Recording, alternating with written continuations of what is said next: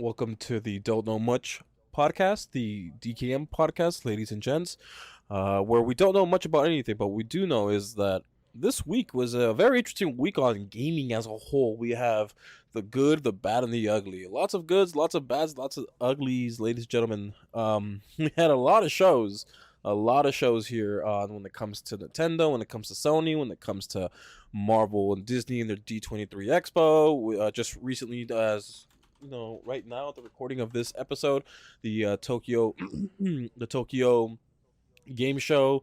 A lot of things have been happening when it comes to gaming as a whole. Presentations of new games, heck, even current games, existing games have been updating in a pretty bad way. We can talk about that if we have time. Our thoughts about Halo. Any other games that have been getting really, really bad updates or really, really good updates. But other than that, we could start off with this whole Nintendo Direct is the first one that I watched. I'm not sure about you, Daniel. Yeah, Marcos. Listen, let me just say a little bit something. I wanna tell you something about myself. I come from a Hispanic heritage, and I gotta say though, this direct really spoke to my people. Because you guys really like those fucking farming simulators. Do I got a fucking system for you? That's racist, and I think it's based. I mean, like, I'm just saying, man, like, damn, Nintendo just, like, tapped in the Steam Marketplace and be like, all right, what's popular? All right, early access, BRs, farming simulators. There we go. That shit's be popping. Let's, just announce nothing but farming simulators. And look, I'm not a salty asshole. I found some good in it. Marcos, I thought that the meme of like, oh my god, look at all these farming simulators. I thought it was funny, but it was almost like meme worthy, where it was like almost the same script in this open world RPG farming simulator, and it's like the same bullet points over and over again. And I don't know if maybe Nintendo really banked on the farming sim community and like, all right, this is gonna be our cash cow for the holidays. People really like Animal Crossing Or the farming game on Facebook. Remember that? yeah, Farmville, dude. Hey, man, Farmville. listen. Maybe Nintendo was like thinking, like, yo, guys, I think we got a chance here. There's this cute girl named Karen on Facebook. I know she really likes Farmville. Yo, I think I might have a chance with her. So they just announced nothing but fucking farming simulators, which full transparency, I was clearly not the target demographic. I haven't like sat down and played like an RPG in years, right? Unfortunately, though, I don't have the brain capacity to like really sit down and play a role playing game for an extended period of time. I mean, shit, I stopped playing Majora's Mask, and I want to get back into that game. But let's be fair though. Let's talk about the games that we want to talk about. First things first, Marcos. Did you hear they hired a VTuber for the new Fire Emblem game? Can you believe this shit? With the hair Did you and know about everything. that? Yeah, Just, my what do you call him? What is your canon name for him? I want to know what do you call him? um, you ever gone to an icy machine? 'Cause you have a large cup ready to go. You're at 7-Elevens. You're like, you know what I'm gonna do? I'm gonna mix the cherry with the blueberry. Why not? I'm gonna be a little chaotic. I'm gonna do Well, you one can't use solid. the big gulp cup for it. Remember, you can't use the big gulp cup for it with the fucking. So, I okay. Look, I'm gonna be real with you, Chief. I was watching this direct. It was shown to me last second. It's like, oh, the Nintendo Direct is doing it is live now. I'm I like, oh, stayed up. sure. I stayed up to watch it. Like I completely forgot it was gonna be a thing. I was up till like 6 a.m. last night, and then I was like, "Oh, there's a direct. Well, now I gotta stay awake till 10 a.m." And then like I saw the direct and comfy in my bed, and yeah, I was just like, "Well, I gotta stay up till 10 a.m. now."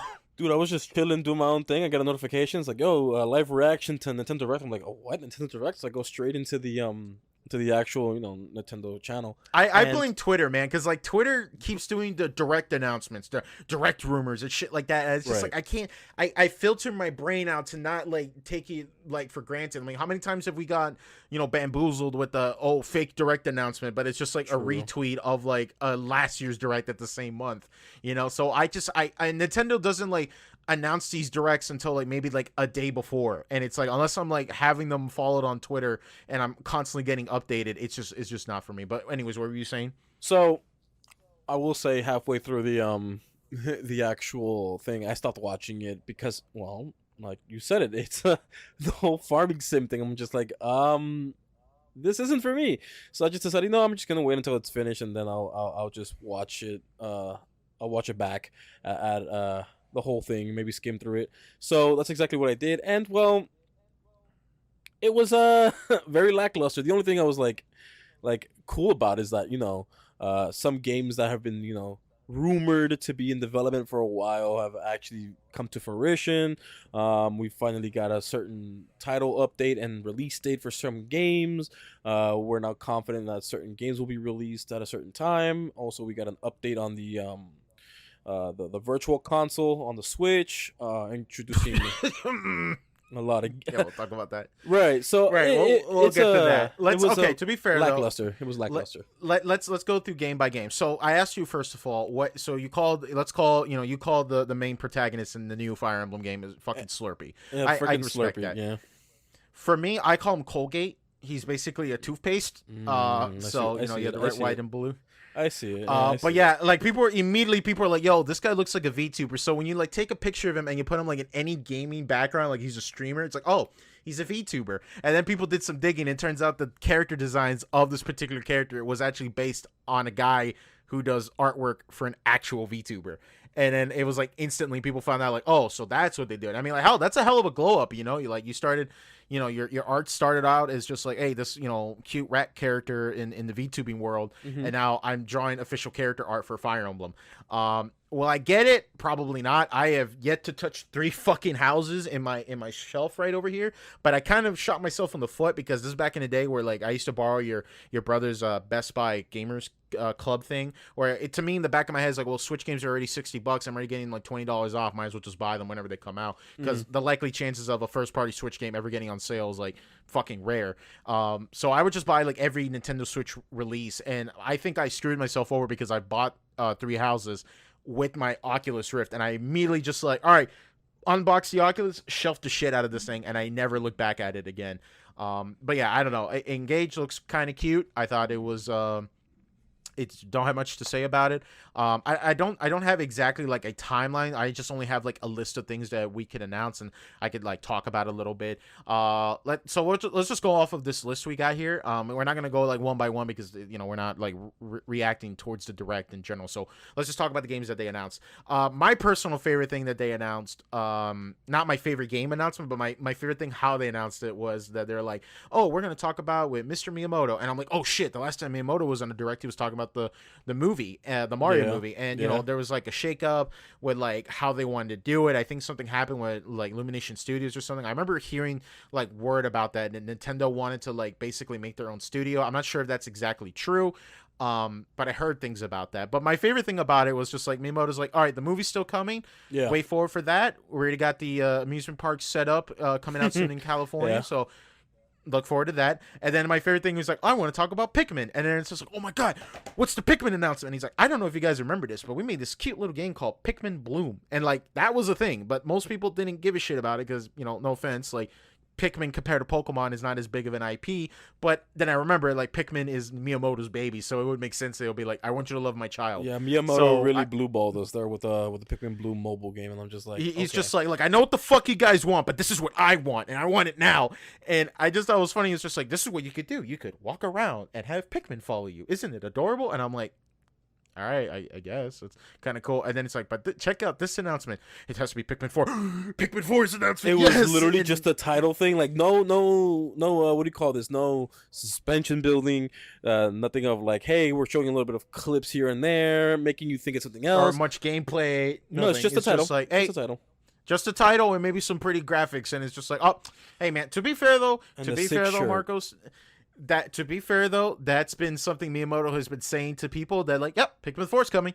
Yep, Pikmin 4's coming. That's true. Like people were just like, just want to know if it's ever going to be a fucking thing at this point. So yeah, I personally like Pikmin. I'm not the biggest Pikmin fan. I've only played the first game, but I did play the third game a little bit. Especially on the Wii U, because back then like that was actually like an incentive for me to buy a Wii U back then. Because like let's be honest, there really wasn't that many titles for the Wii U, especially at launch. That made me want to get one. Let's see, what else did they talk about? All right, fuck it, let's get through the big thing out of the way. We finally got a release date for the new Zelda game, Tears of the Kingdom, and all right, let me get this out of the way. I really enjoyed the logo. I like the logo too, but aside from the obvious joke out of the way, because some people were like making the joke of like, oh, Tears of the Kingdom, haha, because current events. Do you think it's gonna get delayed? Given that they're building on top of the world that already exists, and of the the Breath of the Wild world already. They're just adding of more stuff. I might Hmm. see that as a possibility where it could be delayed like its predecessor. But I don't think it's gonna be that crazy of a delay if it does occur. But I'm also confident that given that it's just mostly the same map, just bigger, it might not be delayed. It could be the case. They've been developing this game for quite some time, so You're right. That's a good point. To be fair, though, Breath of the Wild was a game that's been developed in the Wii U, and then it got pushed back and pushed back and pushed back, and then hmm eventually they're like, "Look, we promised that this game was going to come on the Wii U, even though we already have this new Switch thing. We're still going to have to sell it as a Wii U title because we promised that to our fans." But yeah, I'm looking forward to it. I think like a new Zelda game right about now might tickle my fancy a little bit, so I I'm looking forward to it. I think it's coming no out in May. uh-huh yeah, Yeah, May. I was It's just May. It's May. yeah. So that's something to look forward to next year. That's pretty good.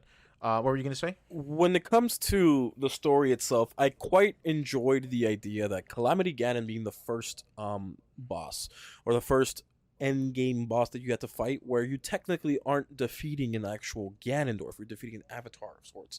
That much was certain because it's been sprinkled out throughout the whole what do you call it story, where every I think 10,000 years or so Gadon's malice gets seeps out and finally turns into this amalgamation manifestation, physical manifestation of its origin being, of its ungodly being in the form of a pig, some sort of pig god. And I find that to be cool because, well, guess what, it's not so much of a final villain type of thing. It's one of those things where like it's you're just fighting the An influence. spirit. You're fighting the spirit of the actual villain. And given I that mean, they're like to be fair though, the guy was pretty smart. Where he was just like, "Oh, these things. Oh, wait. So the Highlands are making these things called Guardians. Well, what if I just use them against them?" And he just like controlled all the Guardians to just shoot at each other. true. And the one thing is that what we saw from the original Breath of the Wild 2, which is what it was considered back then, what it was named back then, um Hmm.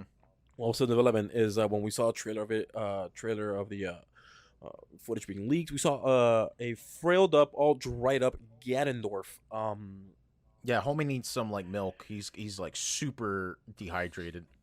Basically, and what it turns out is it looks like, just from the trailer alone, he's been sealed away by some sort of, people have been theorizing like what's going on here, what's going on there, and it's like it looks like he's been sealed away with some sort of magic, because he's not dead, because his malice keeps seeping out, and every millennia or so he comes back to life. In his spirit was able to amass itself to cause havoc on Hyrule.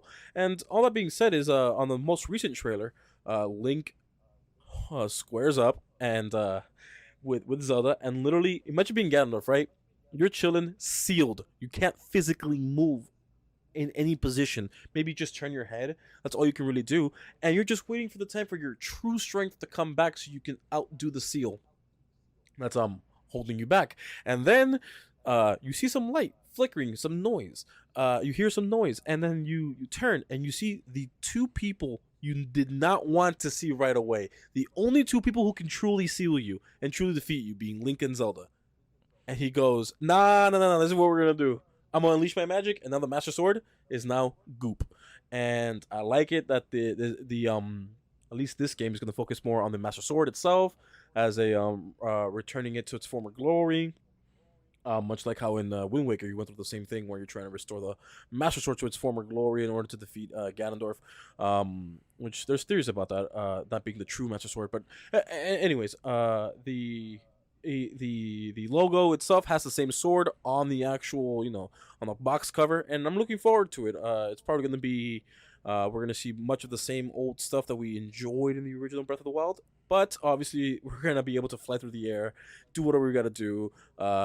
Much like how in Elden Ring you're able to ride your steed on some vortexes that send you flying into the air, skyscraper altitudes. I'm pretty sure in Breath of the Wild 2 it's going to be the same thing. Or I mean, like what I like is the fact that like Link clearly tapped into a Skyward Sword ancestor because he's just fucking sending it and jumping off into the fucking cliffs. basically. He's like he has like no fucking fear.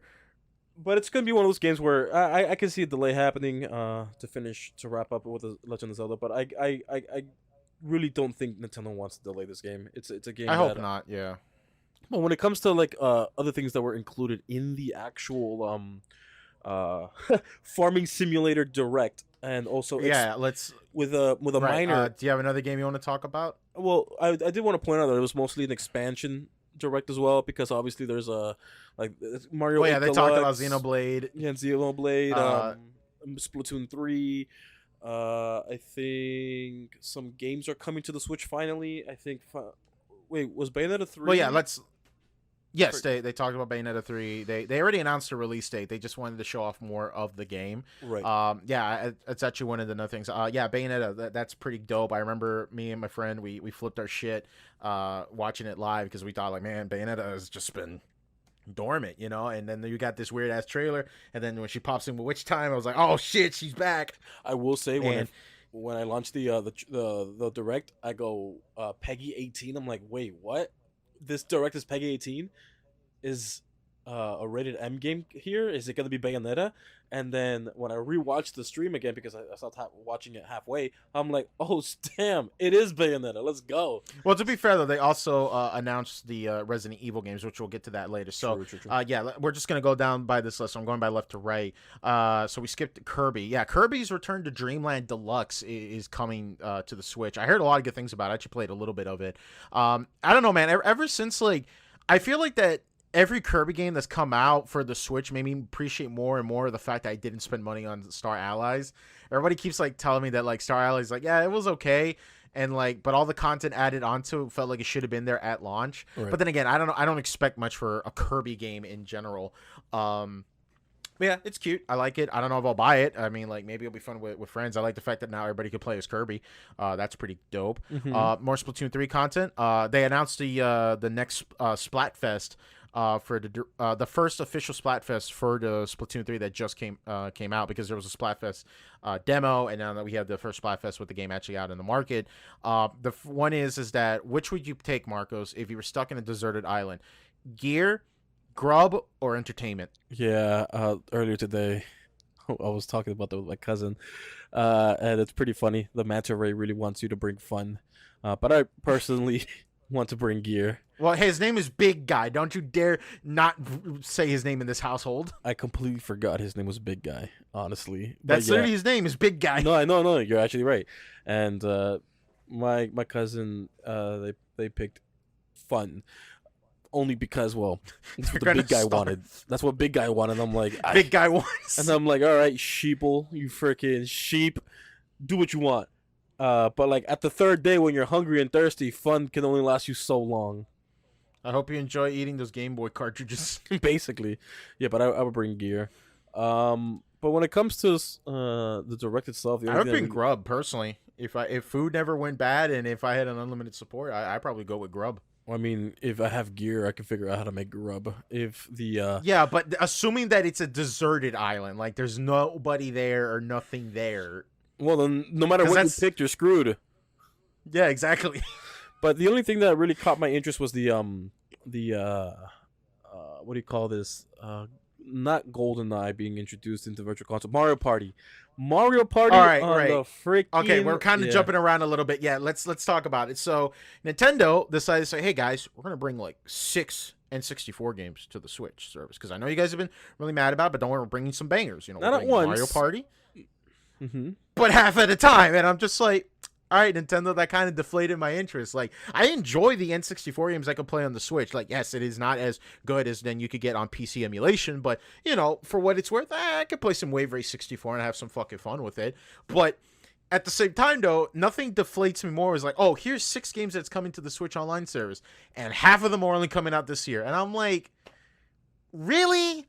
Really, is that really your big fucking thing? It's like, all right, we're bringing these Switch 6 and 64 games. Let's see, which are, I know the Mario Party 1 and 2. Let me see here. Games. The new Switch. the new Mario Party, the most recent one, has a lot of N64 mini games as well as Well, yeah, that's N64 what it map. is. It's a compilation. Right, and that's why I'm enjoying it, because even like they did a really, really good job at transferring these games over and adding a little bit more like challenges to the actual N64 stuff, paying homage and also, you know, doing a nice little twist to it. But the N64 Mario Parties is not it's not forgiving.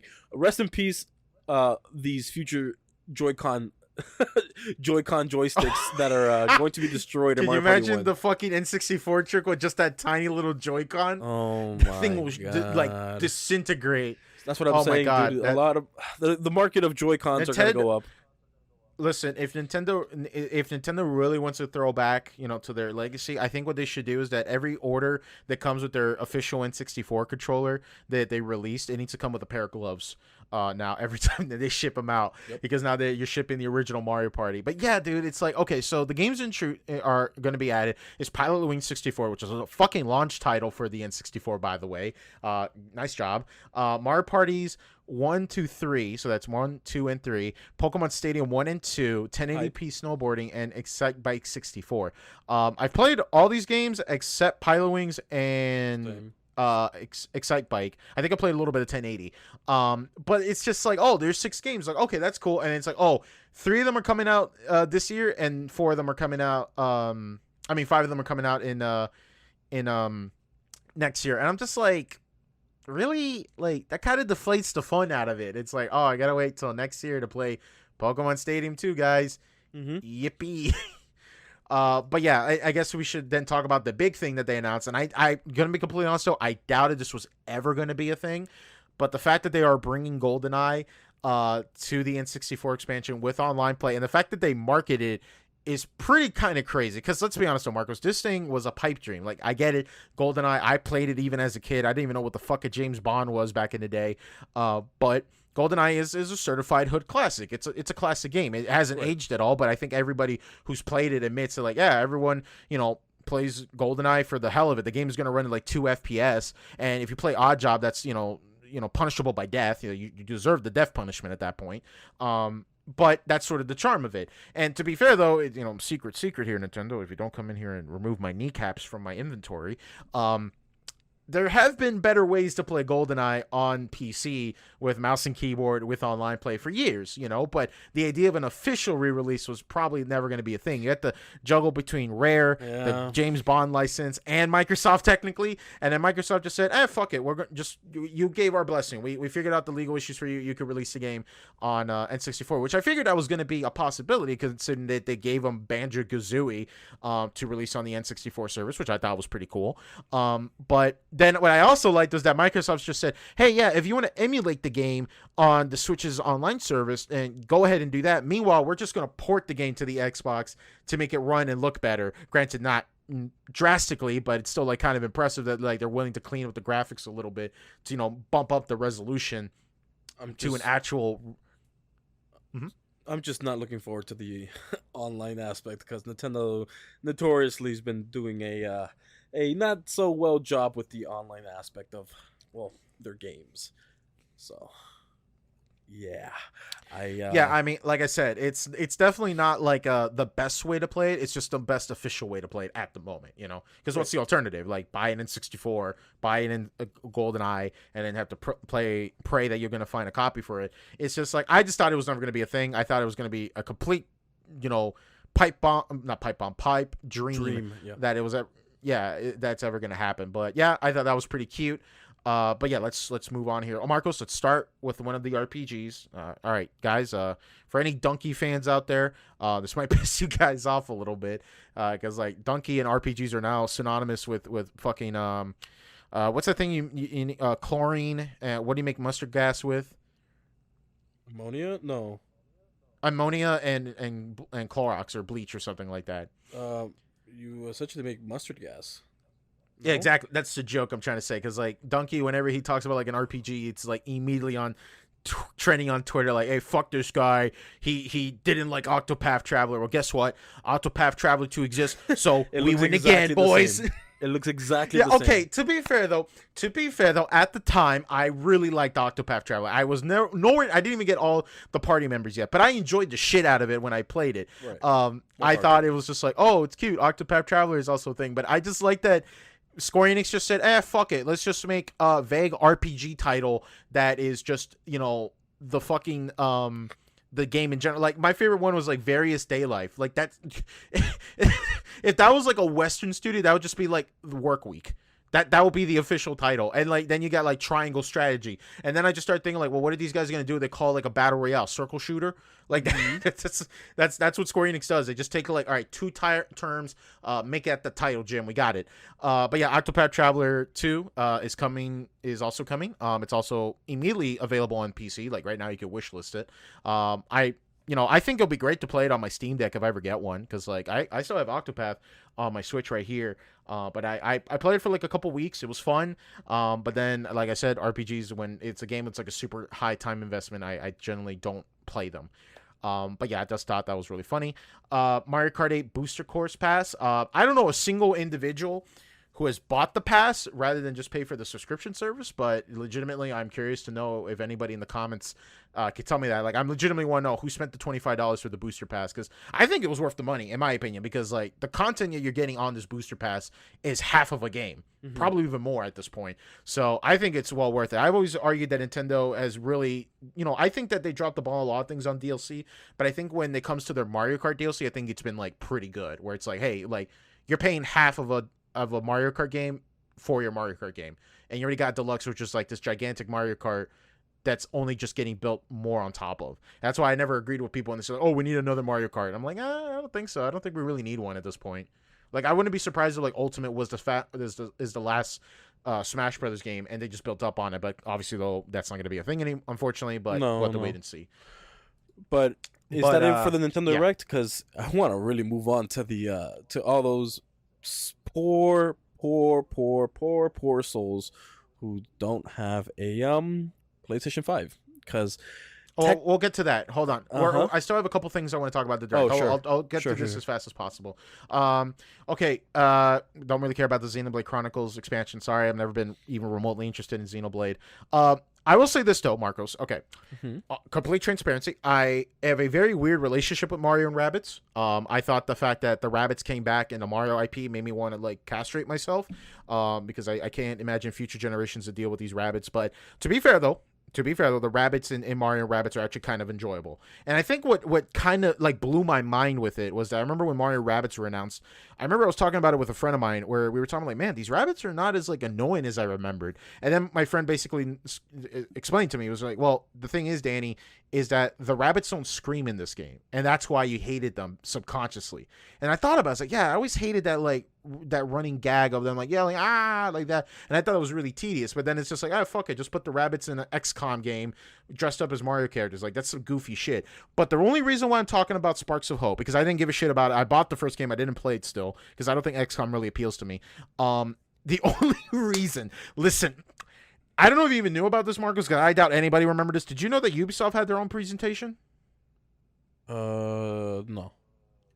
Yeah, they had this thing called Ubisoft Forward, where it was just this presentation. Basically, they just talked about, hey, remember Assassin's Creed and how many games we made for them? Guess what? We're making a shit ton more games out of it. Oh, and they right.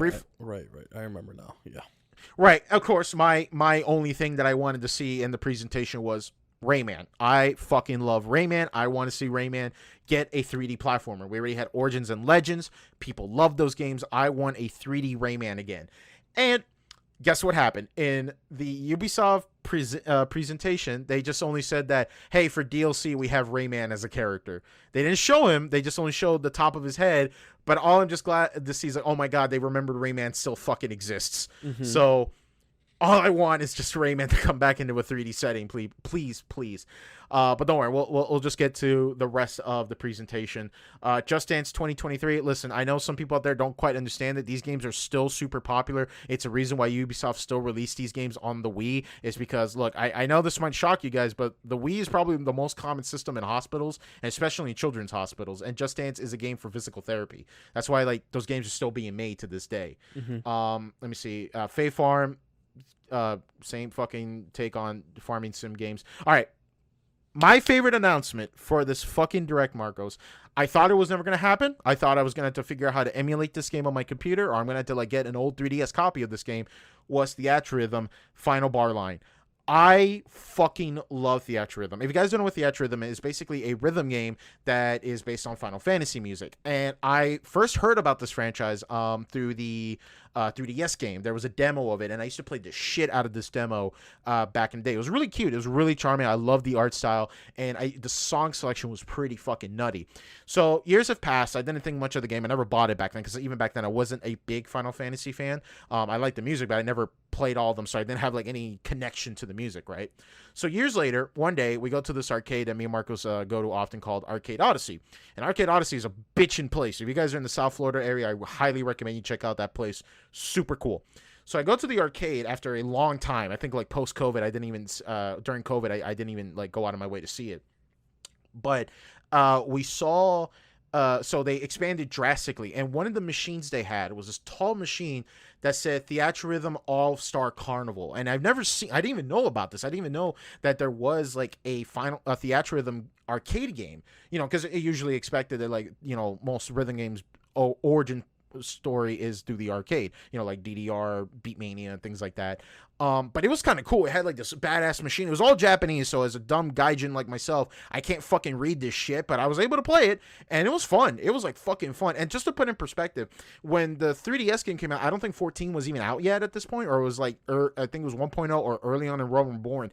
But dude, the song selection was so fucking big. It had all the Final Fantasy music, all the spin-off Final Fantasy music, all Square Enix music. They threw music from Nier to Chrono Trigger to Roaming Saga, and I was like, man, this game is so fucking cool.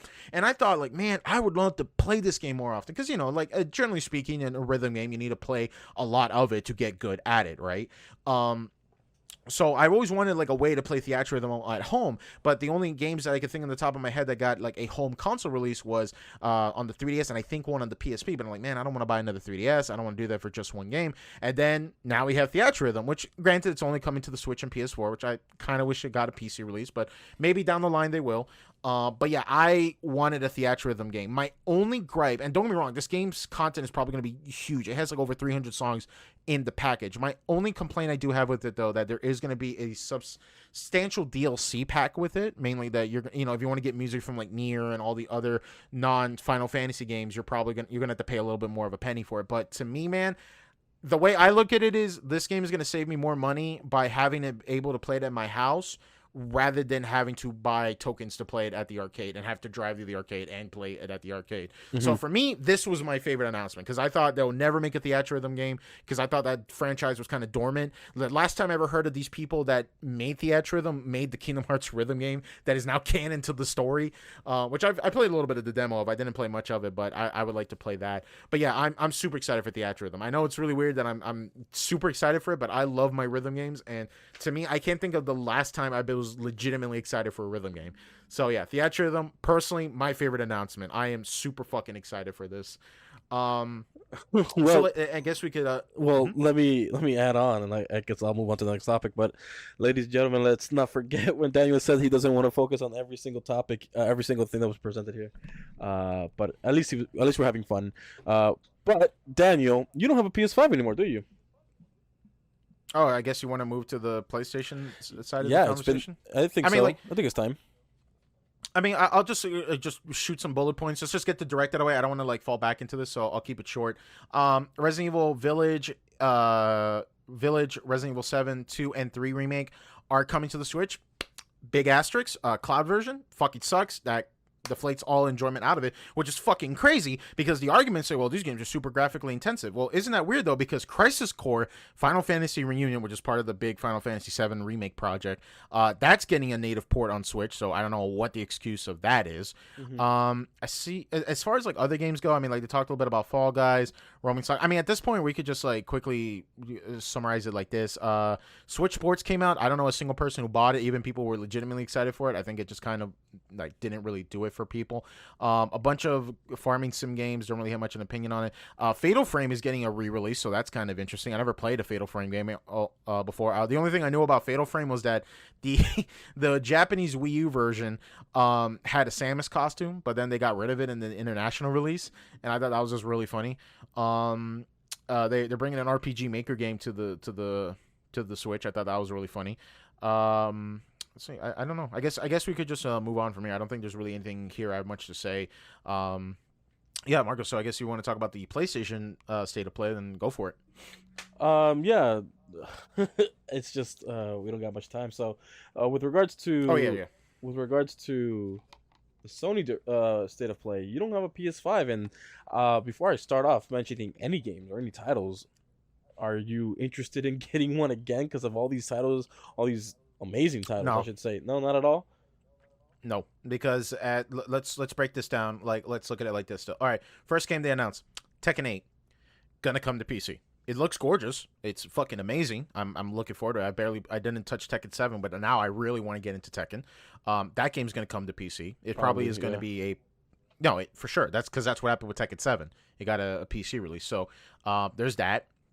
Let's see. God of War Ragnarok. We already got the first God of War game. Well, the reboot on PC. So this is going to be an eventual thing. It's going to come to PC. So no, I have no regrets on selling my PlayStation 5.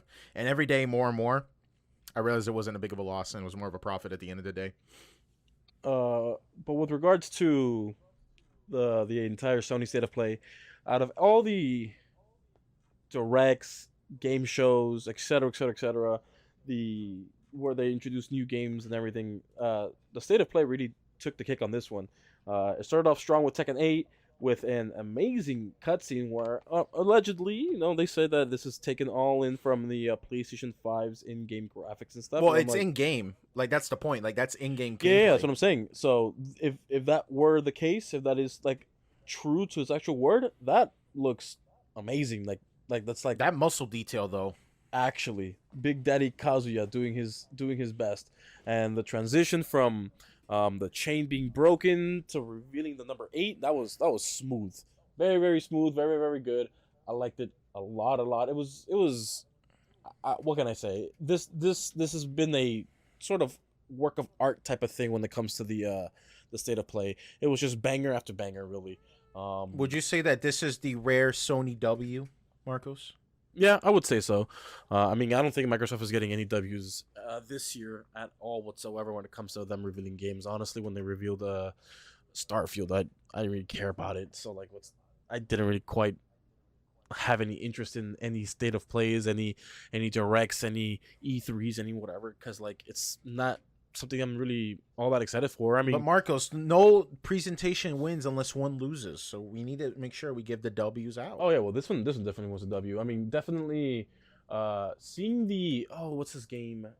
It's a Bayonetta-esque game. It looked what was it called?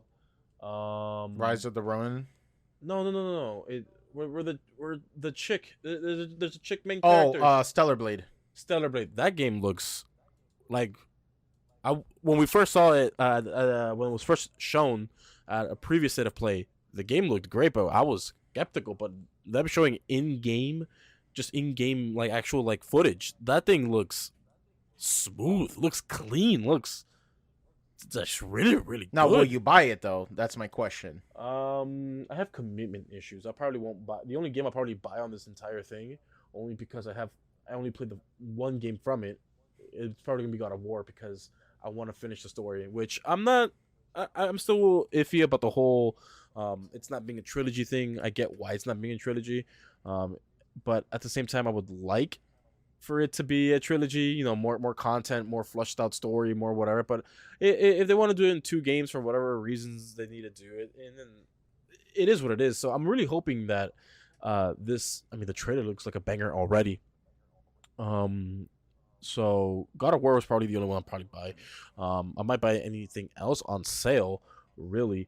But when it comes to single player games, I don't know. I'm not playing as often when it comes to single player games. But when it comes to the anything else on this state of play, I'm not sure if you're interested in the in this update on Hogwarts Legacy. But a friend of mine was really sewing hard, just because, well, not to insult our J.K. Rowling crowd over here, but I find it a bit cringe. The excitement for a game like this. Like, it looks great. It's just the Harry Potter baggage type of thing. It's like what's that called? Like, oh, I don't play this game because the fandom makes it cringe type of thing. Like, I'll probably play the Harry Potter game, but I think we've had that discussion before. Have you ever like stopped enjoying something or weren't interested in something because of a fan base? If Like it's I'm single legit. player, nah. If it's multiplayer, a little bit. I guess because you have to play within people of that same community. I guess that's a fair assessment. Yeah, I never really cared about it. If I like something, I like something. Whether or not someone in said community or things like that is cringing out or something like that, or makes it really unappealing.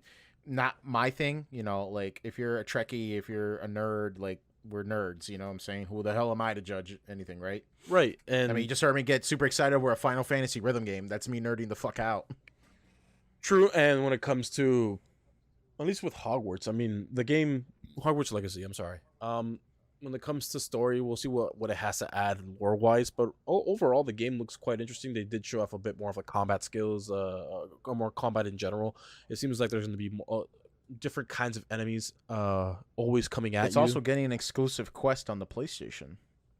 Yeah. So at least with Hogwarts Legacy, Oh, apparently it's going to get released on Xbox, PC, and Switch. yeah. Okay, so it looks like it's just a timed exclusive. Okay, the best kind of exclusive. Gotcha.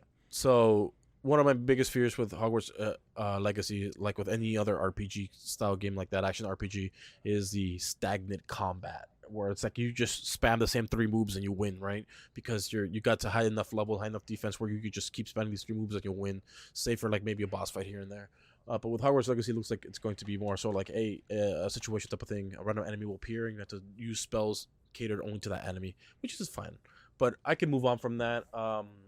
The I was not expecting this trailer to go hard, but the Like a Dragon Ishin, that trailer went hard.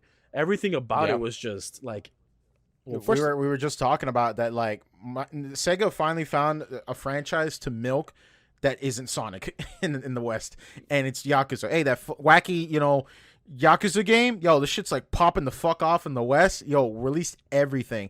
And yeah, I could give a little bit more story about that. But yeah, Like a Dragon Ishin looks amazing because it's a remake. I didn't even believe it at first. Like, oh, this is straight up a remake. But yeah, Like a Dragon Ishin was the Yakuza game between the last Yakuza game on the PS2 and the first Yakuza game on the PS3. Mhm. Basically, the studio that was making it wanted to try something different, but it's still like basically Kazuya with the fucking feudal Japan setting of a samurai sword and shit. And a And that gun. game got released, and a gun too. And it's like, he fucking flamingos dances shit around it like he's fucking Bayonetta. Yeah, like that game, I didn't hear about this game, but that's because this game never came out to the West. So the only way you could have played it was that, it's kind of crazy though in the day and age we live in today. I remember there was a YouTuber I liked a lot. His name is now Hero, but back in the day he used to be called Hyperbit Hero, where he was doing the series called Your Next Favor, where he basically would talk about like a franchise and explain it to you. Like he's done it for video games and anime, and he did this whole thing for Yakuza. And this bastard had to play every Japanese Yakuza game because there was a time where like most Yakuza games never got an official Western release. Nowadays, you could go on Steam and just play every Yakuza game from beginning to end. But back in the day, like maybe you got like 3 games released in the States, right? Okay. And the fact that back in the day, like this guy had to say like, oh, if you want to get into Yakuza, here's how you do it. You got to get the Japanese copy. You got to make your PS3 backwards compatible. And also you got to play this game with this fucking guide the entire time. I'm like, this poor bastard had to play so many hours of Yakuza in Japanese and had to use a translation guide just to enjoy himself. But nowadays, Sega just said, fuck it, just release them all to the States. And Ishin was one of those games. Like, this game was never going to come to the West. In fact, they even told people, like, oh, we're really excited that this game's getting re-released because this game never came out to the West and no one knows about it. And yeah, it's basically just like a spin-off Yakuza game, but in feudal Japan with like name changes and shit, but still Kazuya and Majima and everything like that. And I just thought like, oh, that's kind of cool. I've always wanted this game to get a Western release. Yeah, and well, all I can say is this this state of play, much like on the Nintendo one, was all nothing but farming sims and expansions. And the one we'll probably talk about a little bit, Marvel's the D23 Expo was nothing but mobile games. This one's been a little bit more so oriental, if that's not offensive. It's a bit more oriental. We have games like the Rise of the Ronin, which looks a lot like very similar to Ghost of Tsushima. Yeah, it looks similar to that game. It looks clean, looks nice. Obviously the whole Like a Dragon, Tekken 8, and I think what was it? I think the funniest thing was like when Sony talked about the PlayStation Stars, and everyone, including myself, thought like, oh, Sony's making NFTs. And they're like, no, guys, it's literally just collectibles. It's just digital collectibles. They're not, don't, it's not NFTs. I'm like, man, fuck you, NFTs. You ruined digital collecting to be fun. Mm-hmm. So yeah, this Sony But yeah, Direct. Marcos, like you asked like earlier, like, oh, Danny, do I regret selling my PlayStation 5? No, because you know what I did? Every Mhm. time a game comes out on any presentation, I Google it and say, is it coming to PC? And 9 times out of 10, it is. I'm like, Yeah, oh, that's true. cool. I win in the end. That's The what I'm saying. Like, oh boy, my PlayStation has more games. Whoopity doo, my computer has more games. one of my favorite things, at least with any direct or anything, with regards to new announcements and new games, it's always like, oh, do you regret selling your thing, or you regret not having this, or whatever, at least like to PC charge or whatever. And I'm just like, I mean, I'm not gonna play all the games that come out. I'm not. I don't got that much time or Exactly. patience, so I'm just gonna do my own thing. But that's one of the things that they. Oh, one thing they announced, the limited edition God of War PlayStation controller. Whoop de do, I guess. But that's not that's something some people will soy about, which I guess it's one franchise It's a I'll cool probably looking support. controller, but it's a controller. That shit's gonna get sweaty and shit like that. It's like if you really care about your limited controller, you wouldn't fucking use it. Since you spoke about the whole gamers club thing for Best Buy, I buy most of my stuff from Best Buy anyways, mainly because I think I'm the top tier member there. I forgot how I got there, but all I know is like the whatever the membership they have there, I'm the highest form of it, and whenever my controllers get busted, I just turn it in and get a new one because I have a warranty on the one that I'm using. Uh, just because it's a lot more convenient than shelling out another what $70 to buy a new controller. I'm like, I'm not gonna do that. I'm sorry. Yeah, Uh, that's very expensive. it stacks up. I'm Yeah. a one controller kind of household kind of guy.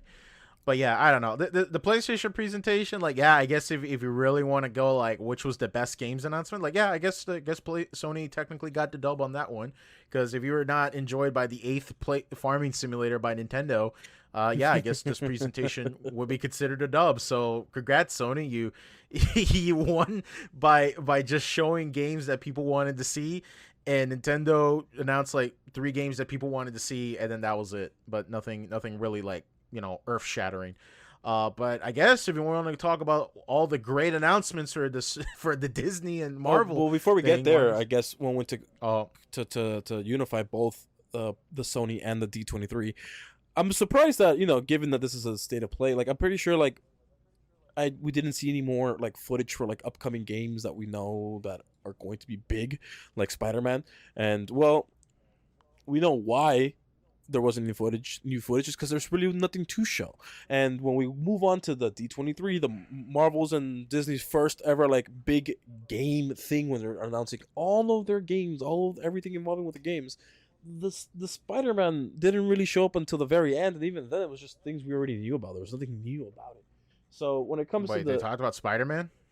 no, they just showed No, what we they already, didn't. No, I'm saying they already showed No, what we they, already they what we already know about. That's what I'm saying. no, nothing. It wasn't. Look, let's just be honest though. The only reason why we all tuned into that presentation was because there was this hiccup that people thought like Marvel vs. Capcom was going to be announced. Which I thought about it, and I was like, wait, hold on, let's look at this scenario. You think Marvel vs. Capcom is going to get announced on the one fucking Walt Disney game announcement presentation? The first. Like, come on, like. Yeah, like, come on. Do you think that they're just going to be like, oh, here's Marvel vs. Capcom, by the way. Here you go. We just, we released 2. And it's like, no, like, I get it. That's like the pipe dream. Look, would I have flipped my shit if they started the presentation says, Capcom presents Look, I would have nutted on the spot. I would have lost my goddamn shit. But then I started realizing, guys, come on. It's like 10 a.m. on a Disney presentation. There's barely like 200 people watching this shit. I don't think any big YouTubers are reacting to this. I come on, let's set our expectations. But I'll tell you one thing though, Marcos. I hope you like mobile games because that's what they really marketed. But to be fair though, there was a Switch exclusive. There was Disney Illusion Island, which is like this puzzle platformer, which kind of reminds me of Goof Troop on the Super Nintendo, but it also reminds me of Castle of Illusion on the Genesis. I don't know if you remember that game. It was one of my first video games I ever played. I tried playing it again as a kid, which is weird. Do you ever like have like weird nostalgia where you remember a game looking like this way, but then when you go back to play it, it's actually like this, and you thought like, man, why do I remember being so much fun when I was a kid? It's like, oh, because you're a dumb kid and you thought this was like, Yeah. That's true. Groundbreaking. And it looks a lot more HD in your memories because of what you were used to back Exactly. then. Yeah. I just thought like I remember the colors being more purples and blues, but it's like greens and blacks, and I was just like, man, this is really like not as memorable as I remembered it. But yeah, Disney Illusion Island. It's a fucking Switch exclusive puzzle platformer. They started out with a Tron Identity mobile game, but it's nothing special. It's just a circle ring. That's a thing. Let's see. Gargoyles remastered. I knew of the show. I know Gargoyles the show. Apparently I didn't even know that was like a cult classic. Whenever people tell me like classic Nintendo games from like Disney games from the 90s, most people say like Aladdin, Lion King if you're a masochist back in the day. Let's see what else. What's like a really good Disney game that came out during the 90s? Aladdin, Lion King. Fuck. I should, man, because I'm going off of the Disney collection. I guess Jungle Book, because that game got re-released. Am I forgetting it? No, I think that's about it. Either way, Illusion Island looks clean. I probably won't play though. No, either way. It's a cute art style, but definitely not for me. Reminds me of let's see. Oh, what's this thing? You said Aladdin, right? I forgot what it reminded me of. Some kind of mix of Meat Boy as well, but nah, not really. There was a Disney game that was really weird on the Super Nintendo. I've always felt like it was like a fucking pipe dream because like it's such a weird IP. Have you heard of Molly Millard? Or I'm probably mispronouncing it. It's a basically Molly Millard. How was it? Super Nintendo game? What was it called? Maui. Okay, maybe I'm mispronouncing it, Marcos, but it's Maui Millard in Cold Shadow. Nope. Can't say I have. Okay, it's a weird game. I vividly remember borrowing this game as a kid, and it was one of those games you borrowed from someone and then you forgot about it because it was like a family friend you never spoke to again. But it's a really weird Super Nintendo game. Basically it's Donald Duck, but it's not Donald Duck. It's like the same person. Oh no, it actually is Donald Duck. My bad. Okay, so Donald Duck apparently is like a detective named Molly Millard, Mallard. Maybe I'm mispronouncing it. Because it's a reference to Magnum PI. Okay, I get that. And he dresses up as a ninja called Cold Shadow, and it's such a weird game because I can't like think of the thought process behind it. It's like, wait, so we're gonna make a game where you play as Donald, who's a Magnum PI reference, who has a gun and he shoots at bugs and shit, and then also turns into a ninja to fight with this fucking stick. And I never beat the game as a kid because that game was actually surprisingly hard as a child. Very weird game, but that's like the only Disney games I can think of back in the 90s that I can think on the top of my head. But I'm sorry, I didn't mean to get super off track though. Going back to games that was announced in the Disney presentation, Disney Speedstorm. Okay, quick tangent though. Does anybody remember that one time where Disney made like a Burnout game back in the day? I forgot what it was called. It was Disney. Let's see, Disney, because it blew my mind. I was like, Disney racing game PS3. What was it called? It was called Split Second. This game was such cool shit back in the day, and I thought that that's what Speedstorm was going to be, and it kind of looks like that, but it's more of a kart racer. But they only showed off like it looks interesting. At least a competitor, or at least something similar to Mario Kart, but not exactly Mario Kart. I mean, like, what's the competition like? I mean, like, there's Crash Team Racing. What else? I mean, I would say Chocobo GP, but that was the fucking Snorefest. I do know that people are quite enjoying the nostalgia factor that this game could bring. I'm not sure if it will, but yeah. Well, we'll have to wait and see. Okay, here's another game though they talked about, Disney Dream Valley, which I think it's still an early access game, but I've actually heard people that legitimately like this game. It's basically just Animal Crossing but with Disney, and I've known some people that actually really dig it. But I have no opinion of it because I haven't really played it. Disney Mirrorverse. I'm not exactly sure what the fuck it is, but I really like the designs, as over the top as they are. I think like the designs are super cool. Actually, you know, speaking about crazy Disney games, like, did you know about the Japanese Disney game where like basically they made all the Disney villains like super hot? Let me see if I could find it right here. Sounds like Dead by Daylight dating simulator. Kind of like that, but like it's like why are you making Captain Hook like way too fucking hot, Disney? Japanese. Wait, he was already hot. What are you talking about? I mean, kind of. I mean, like, not really. I mean, I don't know. I don't really like the whole, he's, little weird kidnapping kids. You know what I'm saying?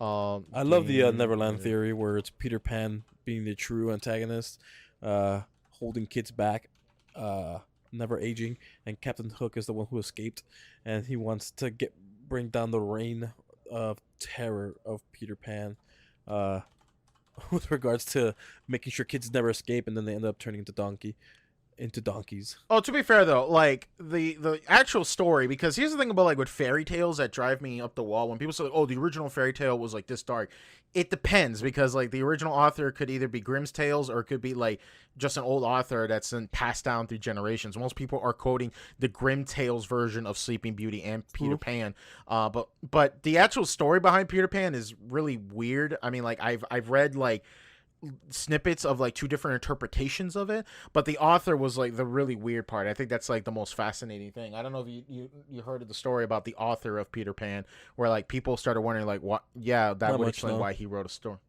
Okay, so to give like a quick history lesson, long story short, the author of Peter Pan, basically what happened was that he had an older brother that he was playing a little too rough on the ice while they were ice skating. He fell back, hit his head, died instantly. That traumatized him, and that's why he said he never wanted to grow up. So then he wrote the story of Peter Pan, and he had this thing for children. Not, I wouldn't say sexual. They never confirmed that he had like a sexual sexual interest of it, but more in a sense where it was like he liked children. He liked children's innocence. He admired their innocence and stuff. And I heard like the story about like how apparently while he was an author, he had these two boys with him, and the kids' parents or something like that let him live with him, and he was like super close with them. But to be fair though, there was this thing where like I remember hearing that when he passed away, he said that like one of his wills was that all the money that he's ever made with the Peter Pan license or with the Peter Pan book has to go back to a child orphanage essentially. So yeah, that's where people get this idea that like, oh, Peter Pan's like this weird secret like depressing story, which is true. I mean, like the play is fucking depressing and is like scary as shit, and Peter outright tells people that like, oh, if the lost boys grow up, he fins them out, which practically spells out he kills them Basically, yeah. But Peter Pan is such a like wide thing that you can interpret it as like all these different things. But yeah, I found out the game. It's called Disney's Twisted Wonderland. Basically, they made all the Disney villains like super hot, and they're guys. Wait, only the guys? Oh, I mean, no, they turned all the girls into guys too. Like Cruella Deville's a hot dude, Scar's a hot dude. The voodoo guy from Princess and the Frog is hot. Well, to be fair, he's always been kind of hot.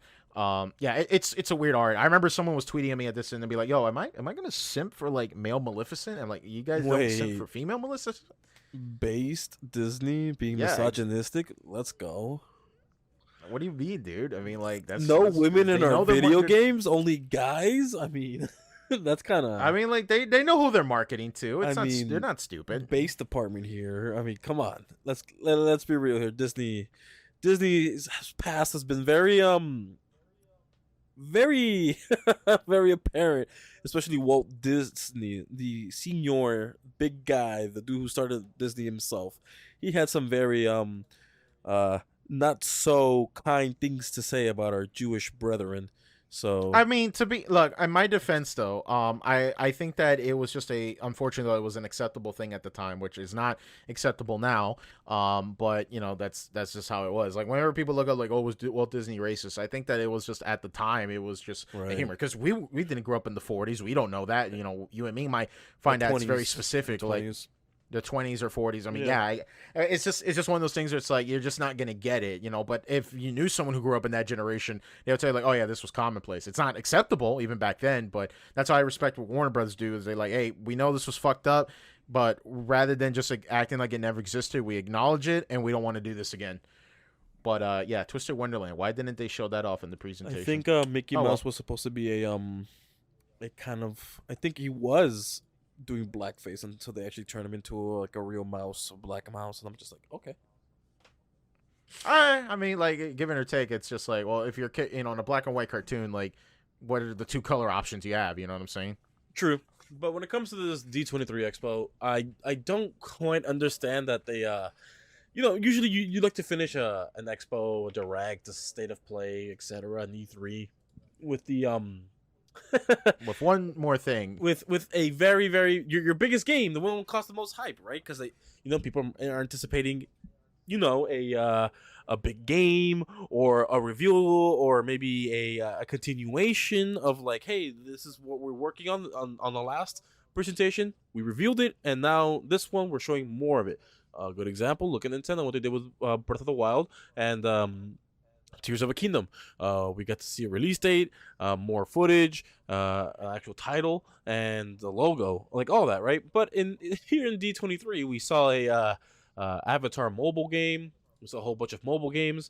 We even saw some farming games. I think there was just one, giving Nintendo a run for their money over here. But I thought they were gonna end it with an Avatar, actual first, like an actual game, an action RPG like game, Avatar game, and it looks Because that's what people wanted. That's what people actually wanted. actually was what they wanted, and the they pulled a Blizzard when they announced Diablo's Immortal. They ended their whole presentation on a mobile game, another mobile game, But but the presentation wasn't just a mobile game. It was a trailer for the mobile game. True. They didn't even show the fucking mobile game. And I'm like, God, I don't even have anything to get mad off of this shit. It's just ironic because we all know all these games that were introduced. I think the last mobile game that was introduced was from Niantic, the creators of Pokemon Go. Given that mobile games are, well, first of all, they're free, and second of all, riddled to the brim with microtransactions, because there's a reason why they're free.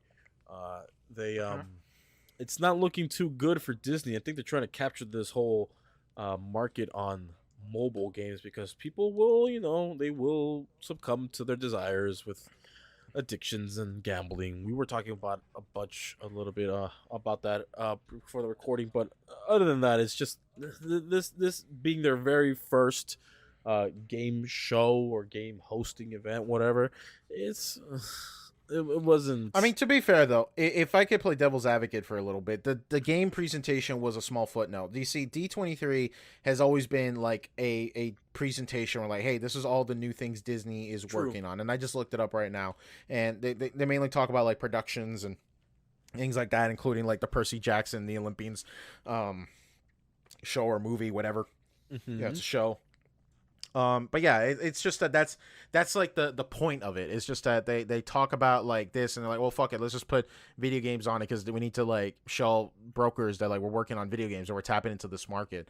But yeah, it's pretty much what I expected to be. I had no super high expectations. If I was watching it by itself with nobody around me and I feel like a jackass and be like, wow, this is a complete waste of time. But then again, what should I expect? It's fucking Disney. It's not. These aren't like it's not a no name in the video game industry, but I just thought it was funny that people that are like, oh guys, what did they announce Marvel vs. Capcom in this one presentation? Like, come on. Even Capcom would be like, that's fucking stupid. Speaking of which, Tokyo Game Show, that's a thing. That's a thing. Granted, I think it's still currently going on right now, and at the time of recording, we're at the 16th of September. So we're just going off of what's been announced as far as Tokyo Game Show on the 16th. Nothing super crazy. I mean, they showed off more footage. I mean, mainly the one game that I'm really excited about that they talked about was Street Fighter 6. They added like a whole party mode in the game where it's like there's items and shit like soccer balls and even the little helmet dudes from Mega Man that come in, and it's just goofy shit. But what I do like, though, is that I do like the extra modes and content they're adding. For one thing, though, they are adding, like, a full-on, like, character customization mode. There's even, like, custom character fighting. It's pretty, like, expansive shit. And I'm just like, oh, that's really good. Because that was, like, my big complaint towards Street Fighter V was that Street Fighter V sold itself as nothing more than just an online fighting game. But for a casual normie like myself, I want shit to do outside of that.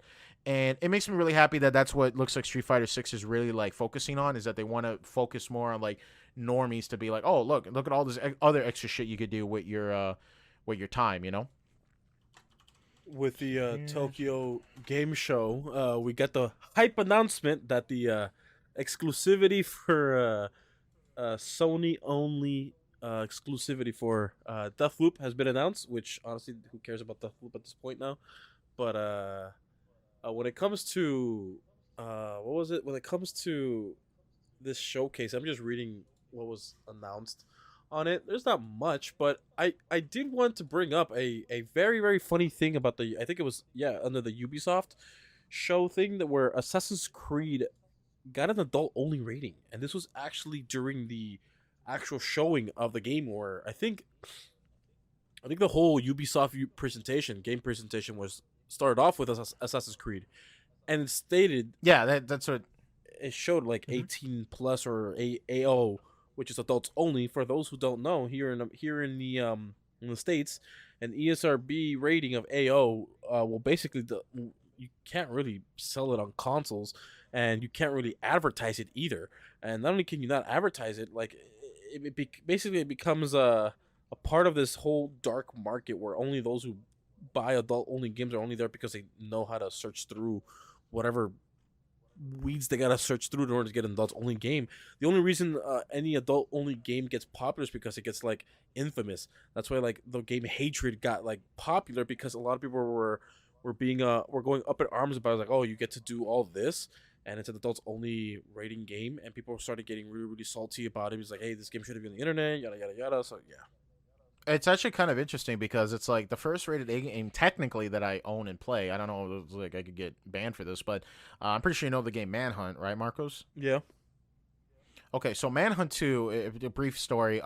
Manhunt 2 initially was revealed, and it was, over the top, way more aggressive, way more violent. The game immediately was tried to get canceled. It was going to get banned. The ESRB gave it immediately the hard A, and they said they're like, okay, this is not available. So then what Rockstar did is they said, okay, we'll censor the game. They didn't change any code. They didn't break any line or anything like that. They just made it more difficult to see the actual gore and violence. So the stipulation was, it's kind of similar to the hot coffee mod, where it's that if in the for example, like the only way you can buy Manhunt 2 legally in America right now is if you buy it through Amazon. Believe it or not, Amazon has like their own little download client and stuff like that.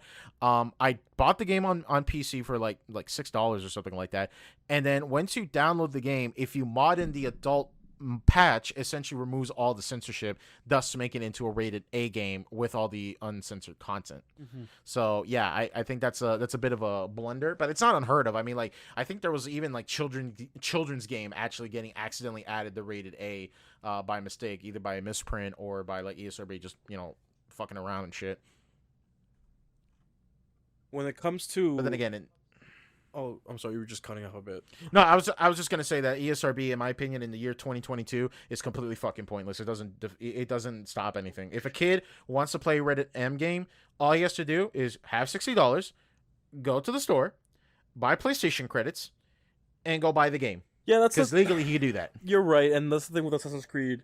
The new one, which is going back to its roots, going back to the Middle East, going back to you losing your ring finger in order to use the hidden blade, going back to the typical formula of Assassin's Creed 1, 2, and even 3, not doing the whole Valhalla formula and the Odyssey formula, and that's good and all, but the reason why I got an adults only rating is because it said real life gambling. And what's ironic is that, like, oh, is the ESRB finally cracking down on loot boxes and those pachinko machines or whatever, or you could buy using your money, you can buy credits, and that credits is used to go into the actual loot based gambling system. But it's not really gambling because you can't really get your money back like that, unless you sell your whole account.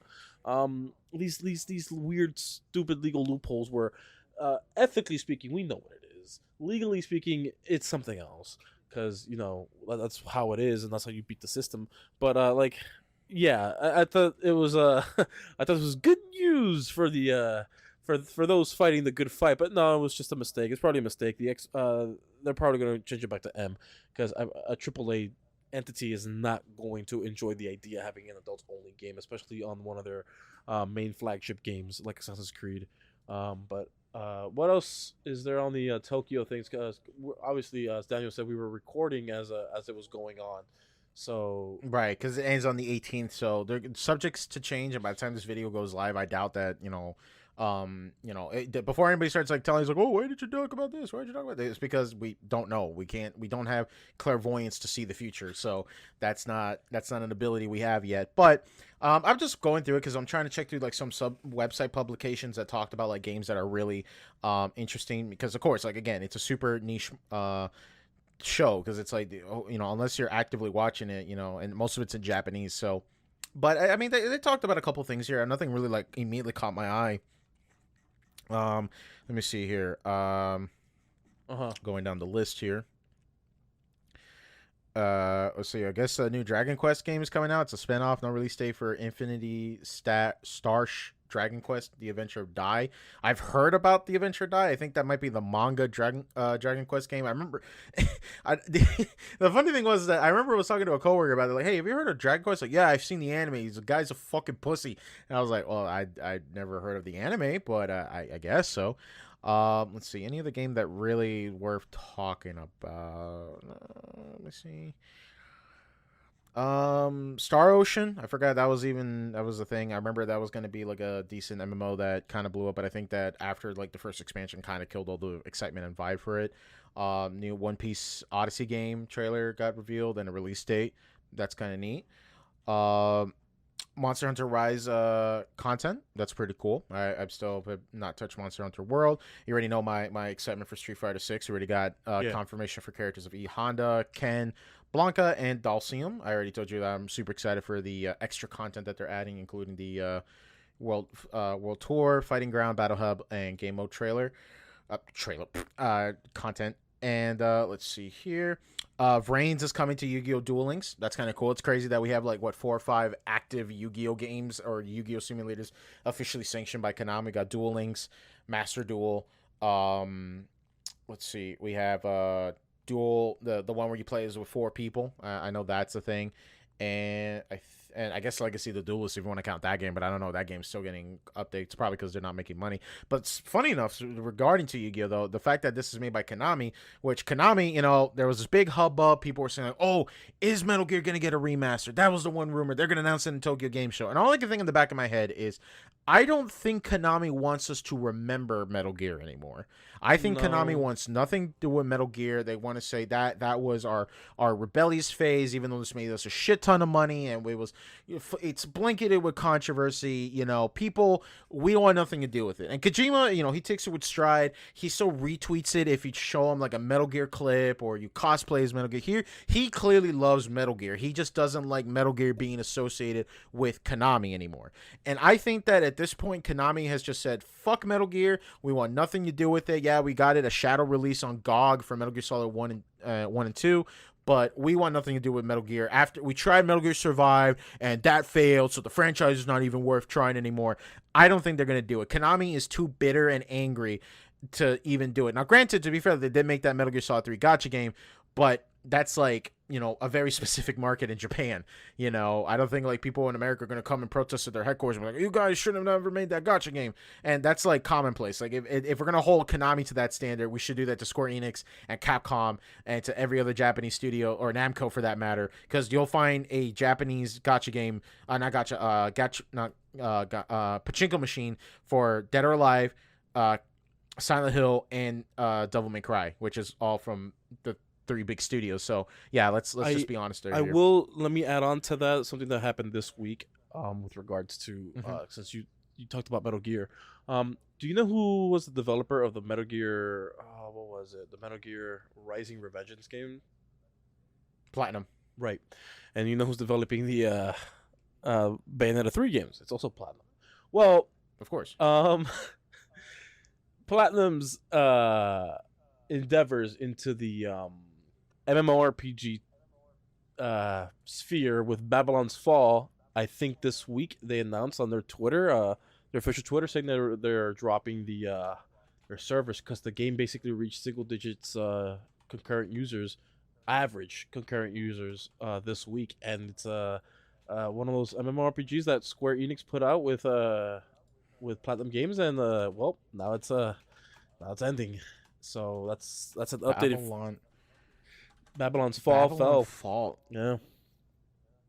Wow, I didn't even know this game was even a thing. Wow, dude, it's ending. Wow, that's crazy. You know what I think it was? It kind of reminds me too much of Godfall. That's probably why it like kind of like makes sense. Yeah, that makes sense. Because it's just like similar titles, similar game play styles, and I thought like, oh, it's Godfall. It's like, no, that's Babylon Falls. Like, what the fuck's the difference then? Yeah, I guess that sucks for them.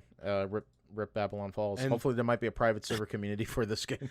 And speaking about and speaking about things that are failing, I saw a meme earlier in the week as well, and it was it was disheartening because it seems like when it comes to concurrent players, there are more players playing Battlefield 20. What was it? What's it called? 2070? 2042. 2042.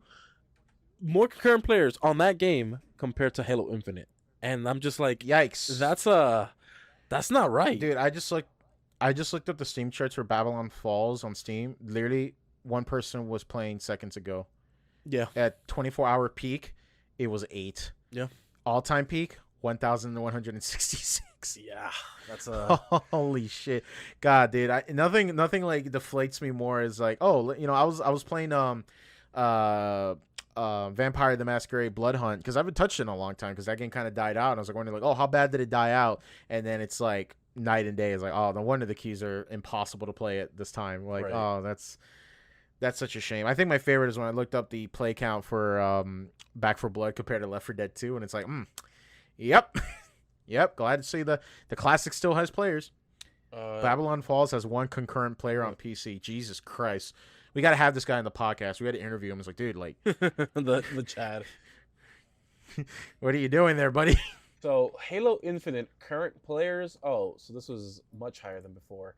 30-day gain and 30-day percentage gain is a lot higher. Currently sitting at 5,867. And when you look up Battlefield 24, 6,843. Jeez. Halo, what are you doing? And just recently, Halo's new roadmap has been announced, where one, they're canceling the one thing that they promised heavily, which is split screen co-op for the campaign. Even though people have found out a way to glitch split screen co-op campaign into their yeah, and they glitch themselves into the Forge, which hasn't been released yet. It's just Halo Infinite. I don't know what's going on. It's a mess. It's when it comes to like the roadmaps, but Battlefield 2042 is a mess in its own right. It's just I don't know, man. It's the good, the bad, and the ugly when it comes to the gaming industry as a whole. And it's one of those things where just like I think it. To be fair, though, I think Battlefield 2042 is a little bit more egregious because Halo Infinite's multiplayer was free to play. True, but the problem is that how long are you gonna keep people to keep playing the game? And clearly 343 dropped the ball, and I don't know who to blame anymore. As someone who's a non-Halo fan, I played the first season of Halo Infinite, had a time with it, like, yeah, this was fun. What's left? And then I was like, oh, there's nothing else. Okay, cool. I guess just uninstall. There we go. And then we just went on my merry way. And I don't know, man. I feel like it's an abusive relationship. I've seen so many people say like, yeah, I'm done with Halo Infinite, and it's like, all right, well, they're gonna announce something. They better win me over. It's like, all right, now I'm really done with Halo Infinite, and I'm like, well, yeah, you should have been done the first time you said it. Why you keep bothering it? it's one of. And I don't know who to blame, man. I really don't know. Is it 343? Are those guys the bad guys? It's 343. But like, I don't know. As a casual non-person who played Halo, I've yet to hear anybody say anything good about Halo 343 since they took over. But it's one of those things where like, I don't know what to do. Is it that they just don't know how to follow up after 3 or Reach, and they're kind of like caught in this position? You know, it's like, I don't know. It's like, what's the alternative? Like, stop making Halo games. Microsoft clearly wants that IP and franchise to keep going. Yeah, it's just after Halo 3 ODST and Halo Reach, it's one of those things where like Bungie just left a big mark on it. I mean, look, the amount of content that's been released on Halo 3, I mean, not Halo 3, I'm sorry, Halo Infinite is lackluster. The amount of time Halo Infinite's been out, Destiny 2 came out with 2 expansion packs, big expansion packs. And Destiny 2 is one of those games where it's fun, it's okay, but when the game first came out, it was horrendous, but now it's a lot better than it was before. And just 343 is just doing something wrong. They're not doing anything right at the moment. The only thing they really did right, I should say, is the Master Chief Collection. I make fun of after 5 years. Right. After 5 years. Right, of course. And I I it's the same thing with save Red Dead Redemption 2, right? Online or Red Dead Online. Just recently there was an update, and all we got was 3 Telegram missions, and those were basically nothings. Whereas Fallout 76, as much of a dumpster fire that is, I'm having a blast playing that game, and that got an expansion pass. I mean, an expansion pack, a new update, free update. That thing was like it brought a lot of new things and fixed a bunch of things in the game. Like it's like what's happening here with Halo Infinite, but that 343 isn't doing, but somehow Bethesda's doing it better. Battlefield 2042 is doing it better. I just I just 343 needs to focus on other things because I feel like it might be time to pass the torch because uh the reputation for 343 was hanging on this game. Hell, I might even argue that Charlie Critical brought up a good point where it's just like 343 took the popularity and success of Halo, and then now it's nothing more. And to quote the guy, he said that like more people know about Master Chief through Fortnite than they do of his own games, and True. that part shocked me to my core because I thought like, man, back in the day, dude. Like, listen, let me tell you something. I want to do a whole video about me playing all the Halo games, dude. But there was such a secondhand wave of exposure to Halo to me that, especially on YouTube back in the day, as someone who never picked up an Xbox 360 controller for years and years and years, I knew about Halo because of Machinima's YouTube content, Red versus Blue, all this thing, this IP. And then something about after when 343 took over, all that excitement and fun and people do, because the only people I ever hear about Halo is people like you and Kenny talk about like the good old days and then mentioning that 343 did it. And all I could think is like, maybe that's what happened. 343 took all of that, like, you know, built-in legacy and excitement to the franchise. Now people don't give a shit anymore because like, what's the current game to go off on? Nothing. Like, now you got a game that came out as a games as a service when it shouldn't had. They released a multiplayer free half-assed, and it still feels half-assed. Yeah. And all I can say is, I'm not interested. I'm not even remotely interested. And granted, I've even been upfront about it. Like, the shooting in Halo never really appealed to me, but like, I could still appreciate the legacy of it. And I was like, oh yeah, this is a certified classic franchise. But now no one gives a shit anymore.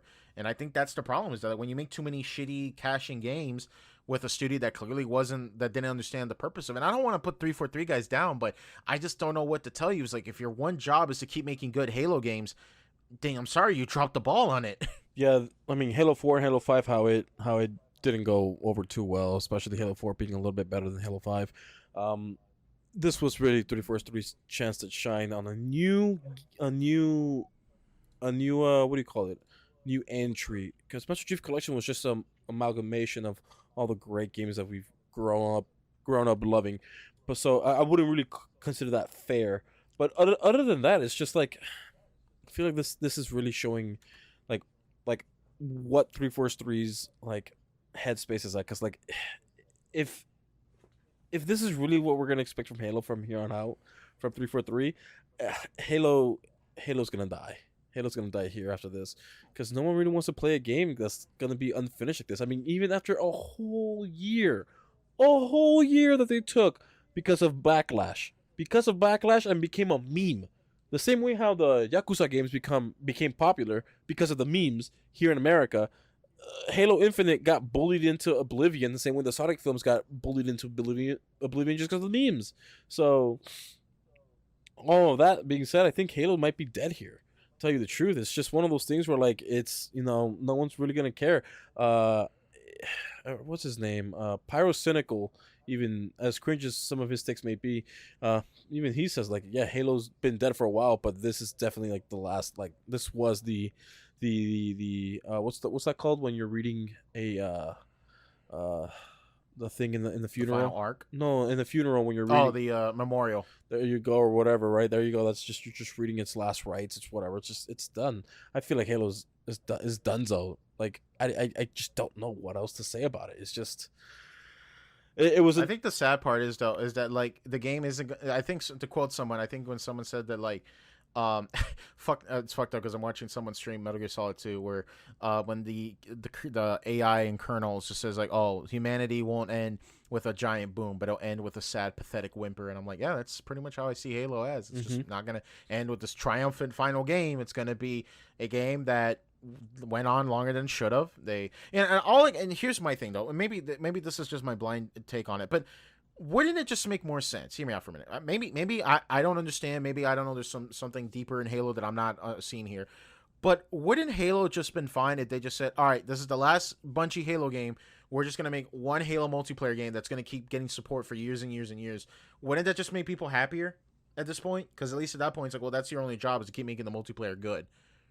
I mean, sure, if you want to appease the fans and not the investors.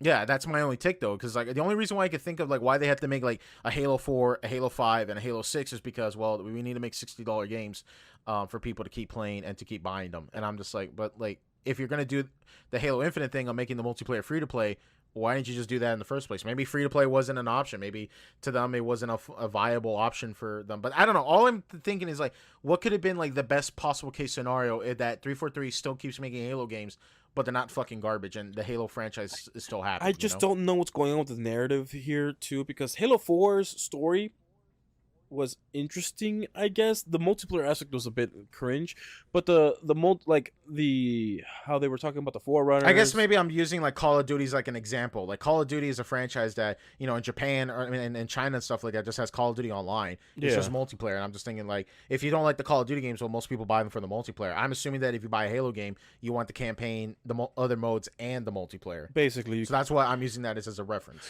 But yeah, it's just one of those things where like Halo 4 Forerunner thing was interesting. Halo 5 sort of built upon the Halo 4 thing where like it's like, hey, this is like the true evil, like this is a true final boss, because this is the people who came before everyone else, the people who built the Halos, etc, etc, etc. And then Halo 5 comes out, sort of building on top of it, retconning a couple things, and then Halo 5 ends with a big bang with Cortana, and then Halo Infinite, hey, everything that happened, galaxy ending stuff here with in Halo 5, it's a footnote. It's a footnote now.